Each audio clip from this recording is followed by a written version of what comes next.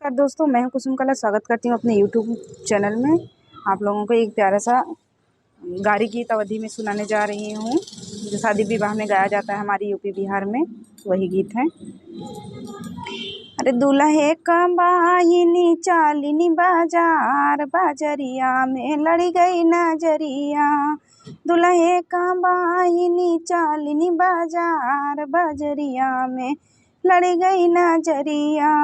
अरे पहली नजरे लड़ी हमरे भैया संग, पहली नजरे लड़ी दुल्हन के भैया संग। अरे भैया त लइके फरार, नजरिया लड़ी गई बजरिया में।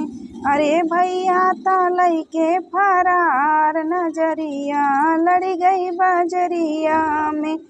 अरे खेत कियारी ढूढ़ई दुल्हे बहिनिया के, खेत कियारी ढूढ़ई दुल्हे बहिनिया के। दुल्हे के तनिकौ न ख्याल, बहिनिया गाइनी बजरिया। अरे दुल्हे के तनिकौ न ख्याल, बहिनिया गाई बजरिया। अरे दुल्हे का चाची गई बाजार, बजरिया में लड़ी गई नजरिया। अरे दुल्हे का चाची गई बाजार, बजरिया में लड़ी गई नजरिया।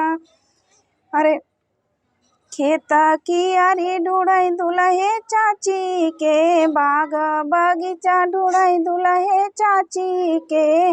दुल्हे के तनिकौ न ख्याल, चाची गई बजरिया।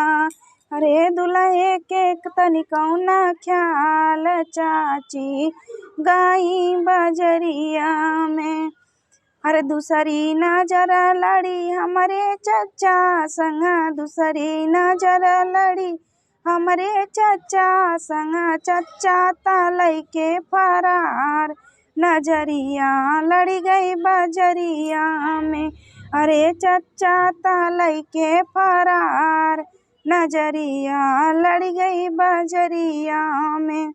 अरे दुल्हे का बाहिनी चालिनी बाजार, नजरिया लड़ी गई बजरिया में।